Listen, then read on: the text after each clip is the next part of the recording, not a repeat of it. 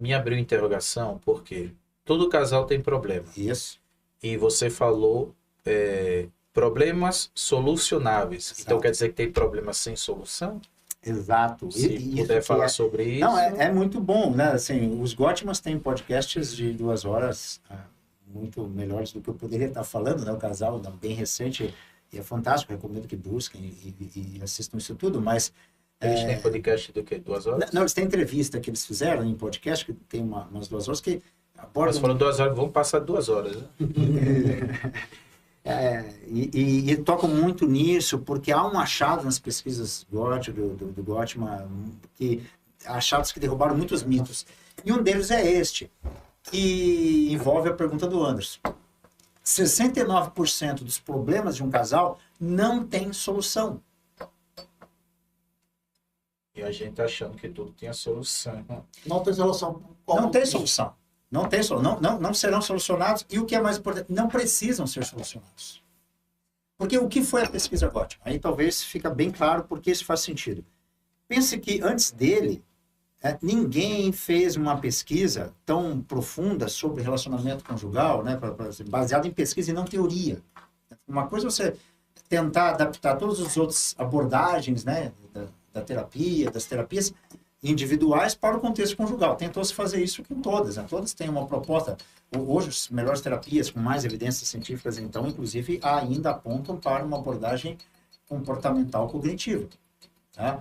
Ainda tem isso, mas o que o Gottman fez que não tinham feito antes? Ele observou, né, ele junto com um colega, por cerca de 20 anos, mais de 3.000 casais, em todas as faixas etárias, e grupos étnicos diferentes, e orientações sexuais e tudo mais, e registrou esta observação, que não foi uma simples observação.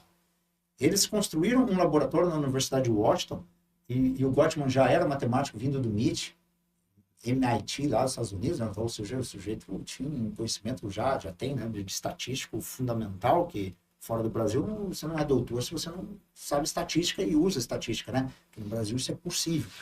Sabe um pouco das diferenças que tem as pesquisas, estudos entre o Brasil e fora, né?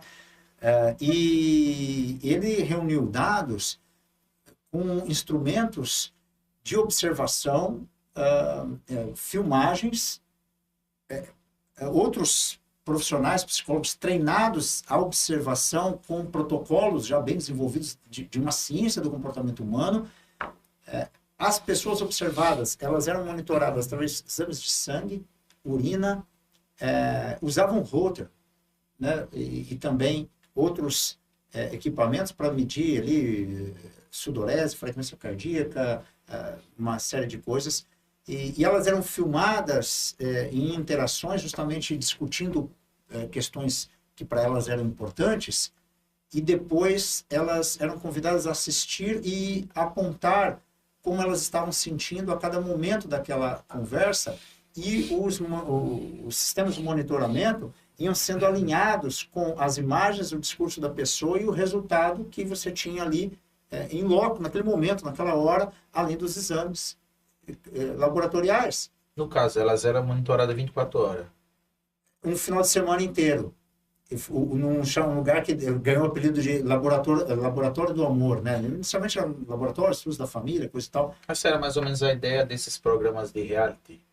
Mais ou menos, mas só com o casal. Só com o casal, né? Eles passavam... Estudo, né? Durante 20 anos. 20 anos, cara. Mais de 3.000 casais, alguns acompanhados de forma longitudinal, né? Ou seja, alguns tiveram... Porque eles iam e eles voltavam a cada ano ou 2 anos, eles retornavam e faziam o mesmo procedimento. Então, você tem dados longitudinais da vida de casais que vieram ao divórcio e outros que não. Então, era muito interessante, assim, no próprio workshop, eu posso mostrar esses laboratórios como eram. Hoje você tem acesso também como são atualmente, que eles continuam, as pesquisas não param. Luiz, no caso, esse é o dos estudos mais avançados sobre... É o único, tem alguns se desenvolvendo, acho que mais nesse sentido, mas ele é o grande pioneiro nesse tipo de estudo para reunir dados, porque antes o que se tinha eram questionários de autorrelato da pessoa, algumas observações e tal. Mas ninguém fez isso antes. Mas é interessante que media tudo, o coração, aceleração... As emoções, né? As emoções, reações do organismo, os comportamentos, assim, tudo aquilo que pode ser indicativo de padrões de comportamento. E esse dado que eu falei, 69% dos problemas não tem solução, é resultado, né, chegou-se a esse valor né, em percentual, de análises estatísticas de todos esses anos, de toda essa quantidade de pessoas diferentes. Porque o Gottman, depois de vários anos, né, ele consegue perceber padrões que se repetem no comportamento de casais que têm sucesso e casais que fracassam ou com divórcio, ou eles relatam que o casamento deles é um casamento fracassado. É porque casamento fracassado não é só o que acaba em divórcio, separação, mas um casamento com qualidade ruim. Então, foi possível identificar padrões do que acontece nas interações específicas. E é daí que se tira esta informação. Por quê? Os casais de sucesso também têm 69% de problemas sem solução. Então, talvez não. A gente briga por coisas que não tem solução. Exatamente. Esta é a conclusão científica para poder afirmar categoricamente que você não precisa resolver 69% dos seus problemas no casamento para ser feliz e ter sucesso no casamento. Nessa linha de raciocínio, me corrija se eu estiver errado. No caso também, muitos casais que poderiam estar juntos se divorciaram por focar nesses problemas sem solução. Ou não? Há o grande indicativo. Há algumas possibilidades, né? Outro estudo, que foi uma aula em Lisboa, a professora mencionou, e eu lamento que ela não deu a referência, né? Não, eu sei que não é a melhor coisa falar estudos que dizem sem dar referência, mas de qualquer forma, casais que vão mal, que acabam fracassando, eles têm uma característica que é acreditar que o casamento dos outros é melhor que o deles. Por exemplo. Eu já pensei muito isso. Então, isso não faz sentido com esse dado, por exemplo, que se tem... Todos os outros casamentos não vão conseguir resolver 69% dos seus problemas, e isso não é necessário. Não precisa fazer isso. Você pode ter um casamento feliz por muitas outras razões e fatores. E o que vai fazer a diferença? Por isso que o quinto princípio é solucionar problemas que são solucionáveis. Então, você só tem 31% de problema para resolver. Já diminuiu muito os problemas do seu casamento. E os problemas que não têm solução, você tem que administrar. Seria o sexto princípio de superar os impasses.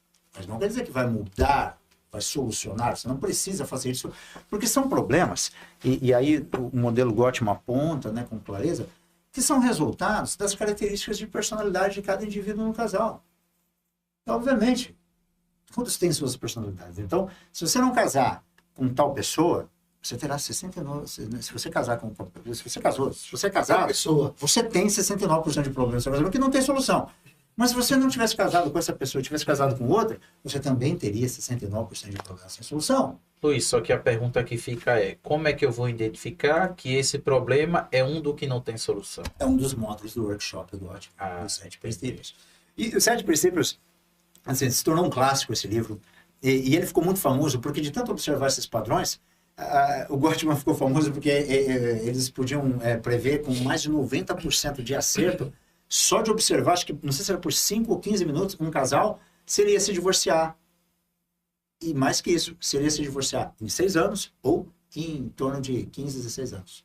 Dependendo do padrão que eles já com prática de 20 anos, né? Hoje, o modelo Gottman tem instrumentos muito detalhados, informatizados, que você pode fazer. Assim, o psicoterapeuta, o terapeuta que tem acesso, que tem a credencial para usar isso ali, que está inscrito e tudo mais. Eu uso esse instrumento, um instrumento bem grande. Ele dá, para mim, depois de suas respostas e tal, que são longas, você tem um tempo ali, mas economiza muito tempo naquelas avaliações mais demoradas, que precisam ser com um casal, o resultado específico disso que você quer saber, dentro de todos esses dados científicos que reuniu. Então,